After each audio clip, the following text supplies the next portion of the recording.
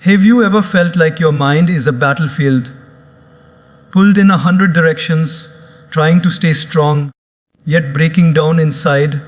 The world teaches us how to build careers, how to win arguments, how to chase success. But no one teaches us how to stay centered when everything outside us is falling apart. Today, I will share with you something powerful, not from a book, not from a theory, but from the silent whispers of life itself, the art of finding unshakable inner balance through God's wisdom. In this modern world, balance has become a rare luxury. People appear happy but are secretly drowning in anxiety. We smile outside but storms rage within. We scroll endlessly, talk constantly, yet feel emptier than ever. Why? Because we've lost our connection with the divine source of peace. We are trying to fix the inner world by rearranging the outer world. And it never works. Real balance doesn't come from a better job, a better phone, or even better people. It comes when we align our life with higher purpose, spiritual discipline, and divine understanding. Today, I'm not here to give you motivation that fades in a few hours. I want to leave you with principles that anchor your soul, ignite your purpose, and teach you how to walk through storms with the stillness of a monk. This is the secret to unshakable inner balance, and it begins not outside you, but within and above. There is a silent power in the present moment that most of us overlook. We spend so much of our lives caught between what happened yesterday and what might happen tomorrow that we rarely pause to experience what is unfolding right now. The mind is like a restless traveler. It keeps shifting, wandering from one thought to another, chasing illusions, analyzing the past, or worrying about a future that hasn't even arrived. But in doing so, we lose the essence of life. And that essence, that treasure, that secret to unshakable inner balance, lies in anchoring your mind in the present. Think of it this way. Imagine you are holding a glass of water and someone comes and starts shaking your hand violently. The water spills. The more your hand is shaken, the more difficult it becomes to keep the water steady. That's how life is. The glass is your mind. The water is your peace. The shaking is the external noise of life. Expectations, stress, people's opinions, past trauma, future fears. But if your hand is still, the water remains undisturbed. That stillness is what the present moment offers us. The world may still shake around you, but if you are rooted in now, your peace does not spill. Let me give you a simple example. Suppose you're sitting at dinner with your family, but your mind is not there. You're thinking about the meeting tomorrow, the mistake you made in a conversation last week, or maybe even what someone said to you on social media. Physically, you're present, but emotionally, you're absent. You miss the warmth of the meal, the laughter of a child, the tired but loving eyes of your parents, the comfort of home. And then one day, you look back and say, where did all that time go? That moment when you were surrounded by everything that matters was never truly lived because your mind was somewhere else. We often say, I wish I could find peace, or I wish I could be happier. But the truth is, peace is not something you find. It's something you feel. When you stop looking for it everywhere else, and instead learn to be here, fully now. Have you ever watched a sunset? When you're truly watching it, not taking pictures, not scrolling your phone, not thinking about your to-do list, just watching, you feel something shift inside you, a certain silence, a calmness. That is the power of being in the present moment. The divine doesn't live in the past or future. The past is gone, it's a shadow. The future is unborn, it's a dream. But this moment right now is a gift. That's why it's called the present. Every breath we take is a blessing. Every heartbeat is a silent reminder that life is still with us. When you become conscious of this, your heart slows down, your stress melts, and your inner chaos begins to settle. Look at how children live. They laugh with their whole heart. They cry without shame. They don't fake emotions or plan 5 years ahead. They play, they explore, they fall and rise again, completely immersed in the now. That is why their happiness is so real, so raw.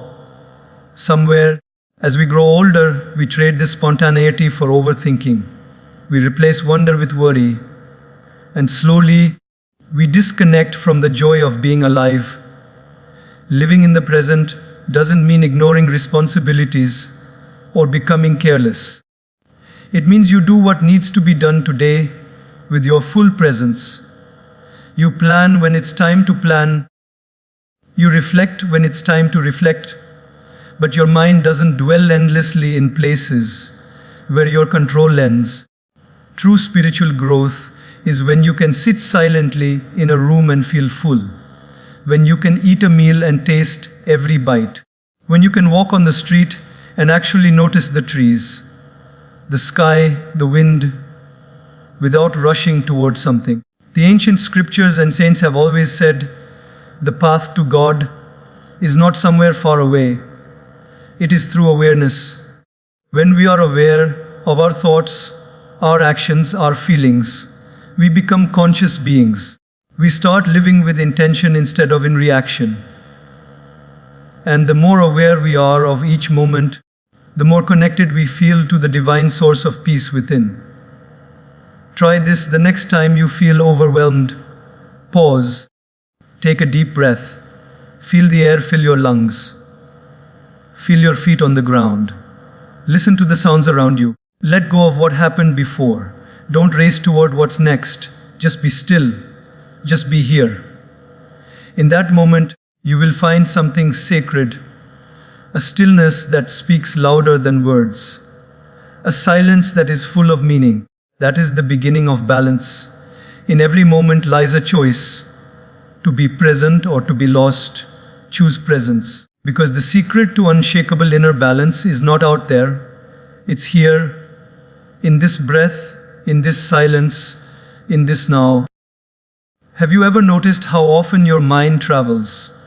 Sometimes faster than your own footsteps. You could be sitting in a quiet room, but your thoughts are roaming through a painful memory from 3 years ago, or anxiously jumping ahead to something that might never even happen. We've all done it. The truth is, most of the inner chaos we feel doesn't come from the situations in our lives. It comes from where our mind chooses to sit, and most often, it's sitting either in the past or in the future.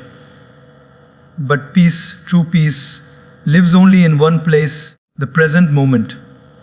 Imagine your mind like a bird. If the bird keeps flapping its wings wildly in every direction, it will soon tire, lose its rhythm, and possibly crash. But when the bird flies steadily, focused with grace, it goes farther, stronger, and with far less exhaustion. Our thoughts are the same. The more we let them wander, the more tired we become, not physically, but emotionally and spiritually. This is why anchoring your mind in the present is the first secret to inner balance. The mind is powerful, but it is also easily distracted. We must become the master, not the slave of our thoughts. Let's take a simple example from daily life. You're at dinner with your family. Plates are full, people are talking, but your mind is elsewhere. On that one email you haven't answered, that comment someone made 2 days ago, or the big meeting tomorrow morning. You smile, you nod, but you're not there. The present moment is rich, but you're missing it. What's happening here is not just disconnection from people, but disconnection from yourself. That dinner could be a memory, a moment of laughter, or a simple pause from the rush of life, but it's gone. And if this keeps happening day after day, we don't just lose moments, we lose life itself. Because life doesn't happen in yesterday or tomorrow. Life is happening now. Many people say they want peace, but peace isn't found by escaping life. Peace is found by engaging fully in the now. God has placed our power in this very moment. You don't have power over what already happened. You don't have control over what's coming. But you do have influence over what you choose to feel, think, and do right now. That's where transformation begins. One of the reasons we struggle to stay present is because the world we live in rewards busyness. We feel productive when our minds are constantly juggling 5 things. We believe overthinking means we're being responsible. But overthinking is like running on a treadmill. You're moving a lot, but you're not going anywhere. Staying present doesn't mean you stop caring about what's ahead. It means you stop losing yourself in what you can't control. It means you ground yourself so deeply in the now that you carry strength into the future rather than fear. Let's take another example. A student preparing for exams is overwhelmed by the pressure of results. She's not just studying, she's imagining what might happen if she fails, what others will say, how her future could be ruined. This constant forward projection drains her before she's even reached the exam room. But imagine if she took a breath, focused only on today's revision, respected the process, and left the rest to a higher force. She wouldn't just perform better, she'd walk lighter. This is what anchoring in the present looks like. It doesn't mean ignoring the future. It means not drowning in it. God has gifted us with one breath at a time. Yet we try to inhale the next day's worries while still holding yesterday's regrets. No wonder we feel suffocated. If we could simply learn to inhale this moment, to listen deeply when someone speaks, to walk without rushing, to eat without the phone in hand, to sit with ourselves without judgment, we would find a new strength rising from within, a stillness that no external chaos can disturb. Now think about the trees. They don't worry about autumn when spring is blooming. They don't mourn the fallen leaves when new ones are arriving. They are fully in tune with the season they're in. That is why they flourish naturally. As human beings, we were also meant to grow in alignment with the now. But instead of trusting the season, we resist it. Instead of aligning with the present, we fight it. And in doing so, we delay our own blossoming. Anchoring your mind in the present doesn't come from just hearing about it once. It's a practice. Start small. The next time you walk, notice your steps. The next time you eat, taste your food. The next time someone speaks, listen without preparing your reply. Every time your mind runs, gently call it back. Like a parent calls their child safely home. And know this, every time you return to the present, you return to peace. Because the present moment is not empty. It is full. Full of life, full of guidance, and full of the presence of God. When your mind rests in the now, your soul begins to hear what it was too busy to receive before. That is where inner balance begins. Not in changing your whole life, but in changing where you place your awareness. The mind, when anchored in the now, becomes your greatest friend. And in that friendship, you will find a balance so deep, it will carry you through every storm life throws your way.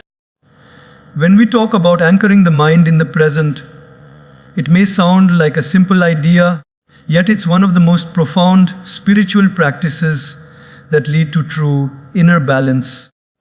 Most of our suffering comes from either dwelling on the past or obsessing about the future. But life is not happening in the past or the future. It's happening right now, in this very moment. And if we miss this, we miss everything. The mind, by nature, is restless. It jumps from one thought to another, like a monkey swinging from tree to tree. One moment, you are remembering something painful that happened years ago, and the next moment you're fearing something that hasn't even occurred yet. This constant mental time travel takes away your ability to be calm, peaceful, and focused. But what if we could bring our mind back home, into the now? Think about a student preparing for an exam. He sits with his books open, but his mind is filled with thoughts like, what if I fail? Or, why didn't I study last week?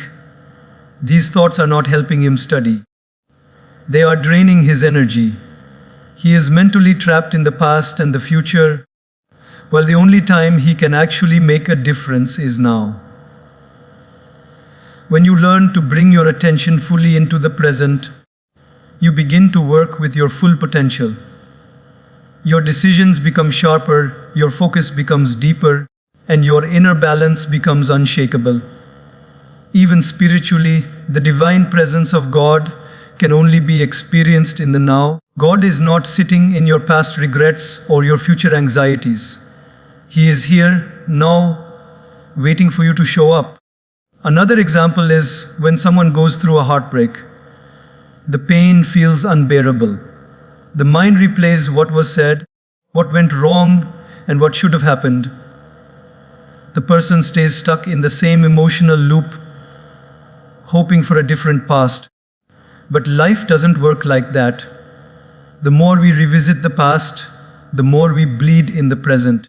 Healing begins the moment we stop asking, why did it happen to me? And start asking, what can I do now to grow stronger through it? That shift, just that one shift, from past, focused thinking to present, grounded awareness, is the beginning of emotional freedom. You don't need to forget the past. Just don't live there. Sometimes we believe that by worrying about the future, we are being responsible. But worrying and preparing are not the same. Preparation is done in the present. Worrying is a useless habit that feeds on fear and drains your peace. Imagine a man who is going for a job interview. He prepares his CV, practices his answers, dresses up well, but instead of staying calm, he keeps thinking, what if I mess up? Or what if they reject me? All that anxiety is not helping him. It's weakening his confidence. What he really needs is to trust his preparation, stay rooted in the present moment, and let things unfold. That is inner balance. Mindfulness is not about sitting silently for hours. It's about being fully awake to what you're doing. When you eat, eat with presence. When you speak, speak with awareness. When you walk, be conscious of each step. Slowly, you'll notice your mind becoming less noisy. Peace is not somewhere far away. It's always just a breath away, right here, in the now. The problem is we keep searching for peace as if it's a destination when it's actually a way of living. When you wake up in the morning, don't let your first thought be about yesterday's problem or tomorrow's task. Pause. Breathe. Feel the gift of life. Express gratitude. Remind yourself, I will live this day fully, not mentally skip it while thinking about the next. That small ritual can change the tone of your whole day. It's the difference between being dragged by life or dancing with it. The present moment is the only moment where we can change anything. When you live here fully and mindfully, you carry a silent strength. You become less reactive, more patient, and deeply grounded. That is what it means to anchor your mind. And remember, this is not something that happens once. It's a practice. Every time your mind runs away, gently bring it back. Like training a child, be firm but loving with your thoughts.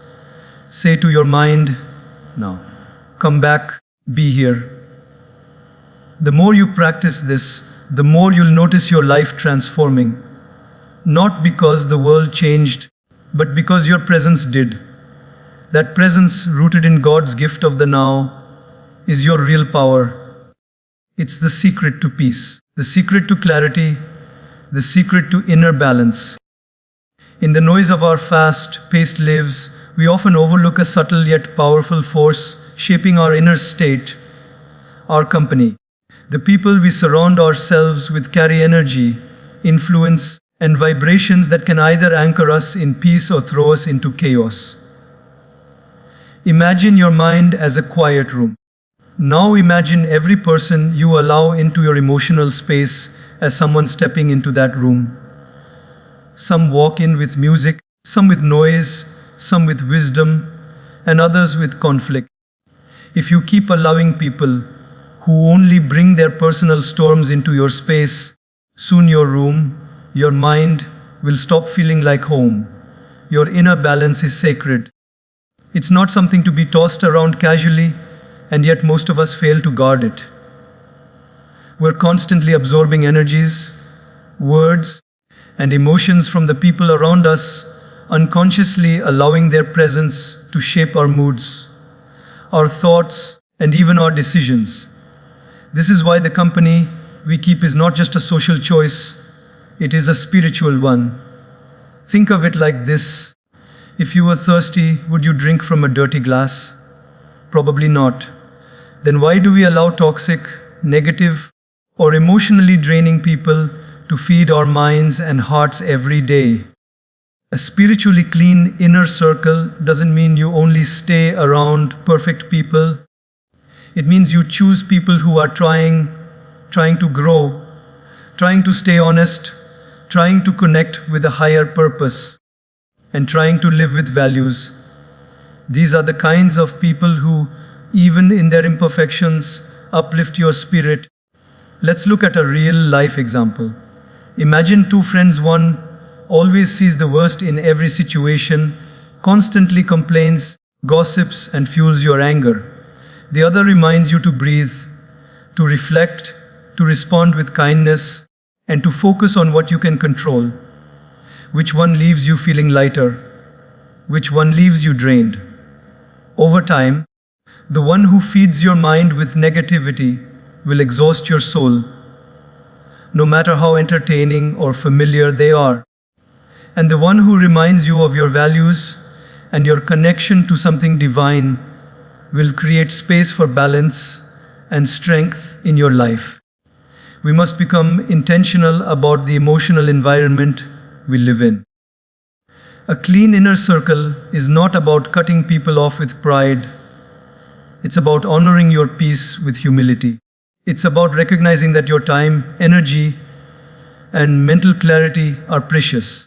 It's about understanding that when your soul is surrounded by people who speak the language of growth, faith, patience, and wisdom, you naturally begin to transform. You begin to think more clearly. You feel more aligned with the calmness of the divine. You start to make better choices, not because life becomes easier, but because your mind becomes stronger. We clean our homes, we filter our water, we protect our passwords.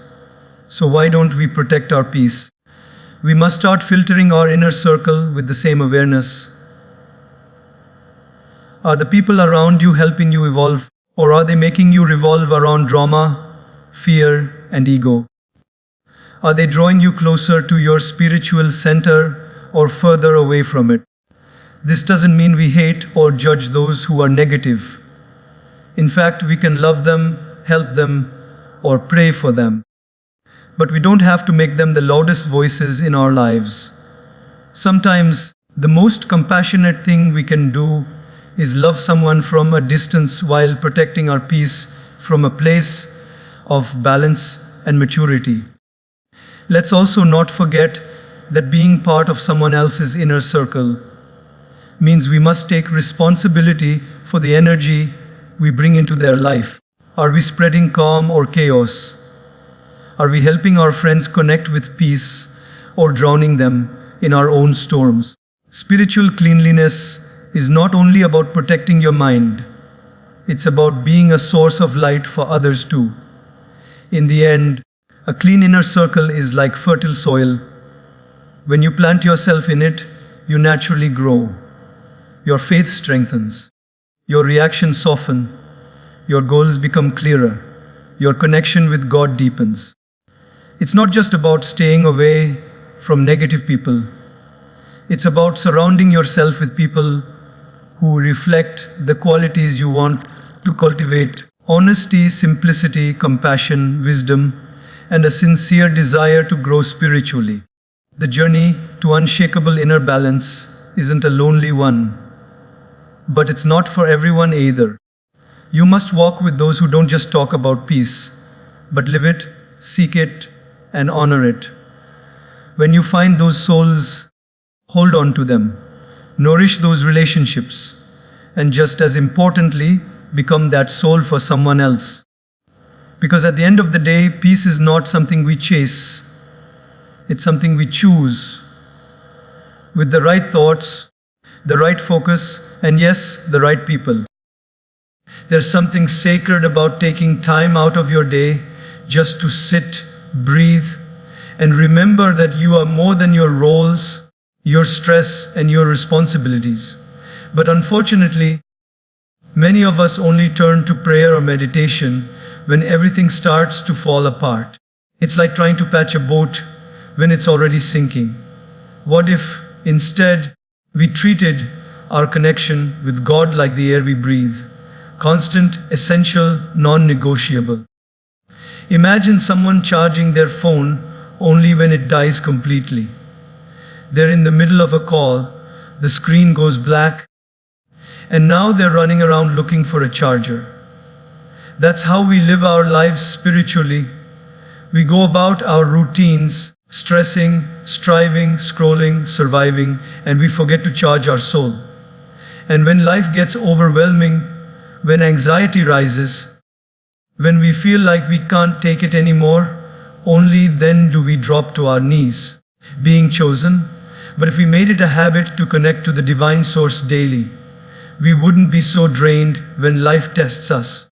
Let's take the example of a working mother.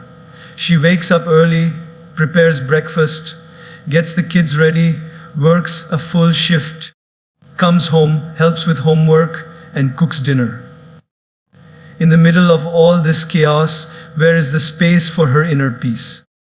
It's not about carving out hours, it's about giving yourself those sacred 5 or 10 minutes just to sit with your breath, your thoughts, and your God. Those few minutes become the anchor that holds your inner world steady when everything else around you is constantly shifting. When we speak about balance, we're not talking about a life free of problems. That's not realistic. The waves will always come. But when you meditate, when you pray, when you speak to God daily, not out of crisis, but out of consistency, you build a stillness within that doesn't get shattered so easily. Your mind becomes like the ocean's depth. Yes, the surface has waves, but the deeper layers are untouched, silent, powerful. In today's fast-paced world, even 2 minutes of silence feels uncomfortable to many. But silence is not empty. It's full of answers. It is in silence that our soul whispers. And prayer is not just about asking for what we want.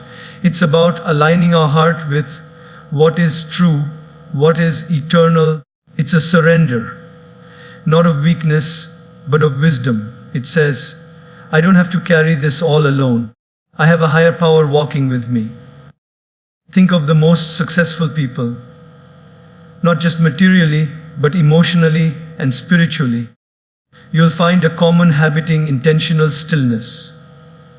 Whether they call it reflection, prayer, silence, or meditation, they make space for it. It gives clarity.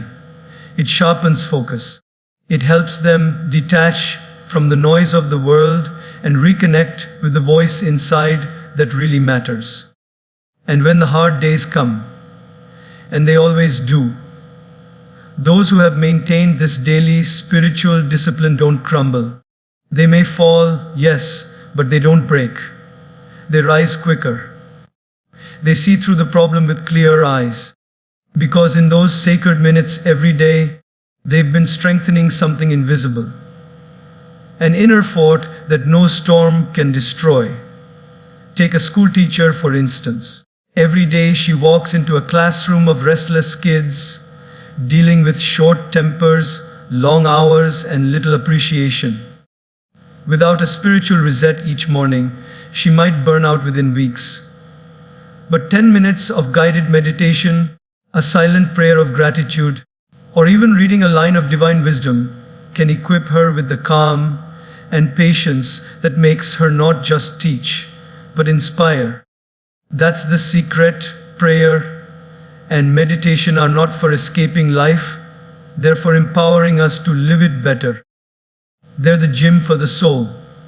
And just like physical strength comes from daily workouts, inner strength comes from daily connection with the divine.